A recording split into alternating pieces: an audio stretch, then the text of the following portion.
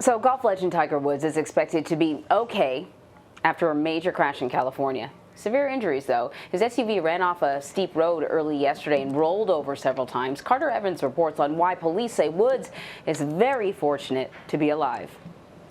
After hauling off the crumpled remains of the SUV Tiger Woods was driving, investigators are still trying to determine the cause of the crash. We have a rollover with someone trapped.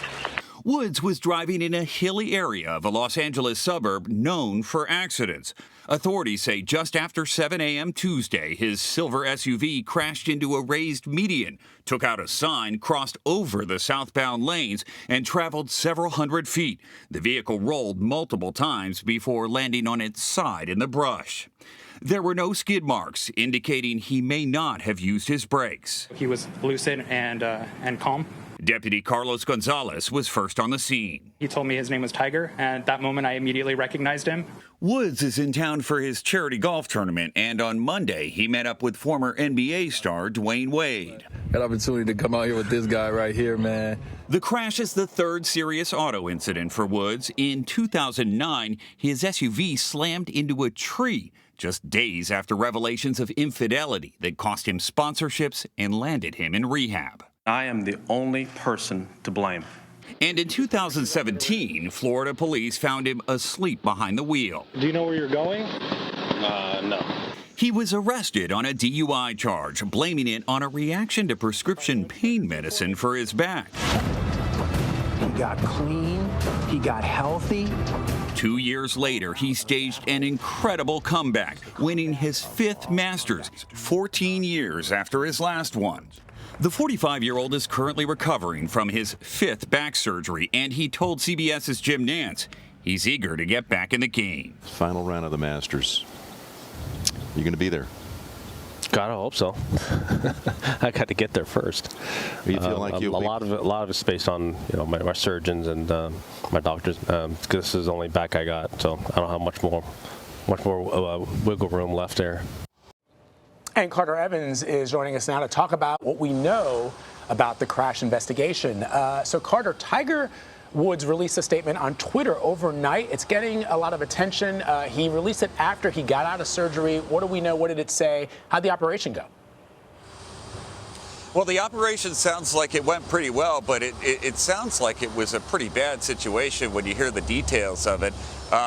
They had to take a metal rod and put it in one of the bones in his leg and then use pins and screws to stabilize his ankle and foot and to hold it all together. He was awake and alert after the surgery, so that's certainly some good news, and he's recovering now, but that was a pretty big surgery. Yeah, it seems like it. Do investigators have any idea what caused this crash? Well, the area where this happened is a notoriously steep road, but it doesn't look steep when you're on it. It's kind of an optical illusion. And then all of a sudden, you notice that your vehicle's gaining a lot of speed. So that could certainly have played a role here. Speed. They say they didn't see any skid marks. That indicates he didn't touch the brakes. So when he got down this hill, it looks like he lost control, crossed over the median, knocked out a sign, and then ended up on the embankment on the other side. Still trying to figure out exactly what caused the accident, though. Right. So, Carter, as you say, police are still investigating what could have gone wrong.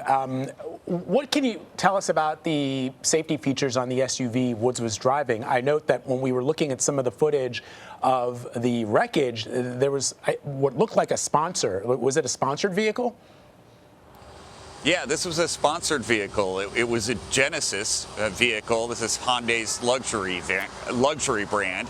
And it was the Genesis Invitational, so he was there driving one of those cars. Now, this is considered a luxury SUV, and rescuers at the scene say the safety features may have contributed to what saved his life. The airbags deployed inside, they say that could have cushioned him as the car was flipping around. He was also wearing his seatbelt, they say, and that likely saved his life.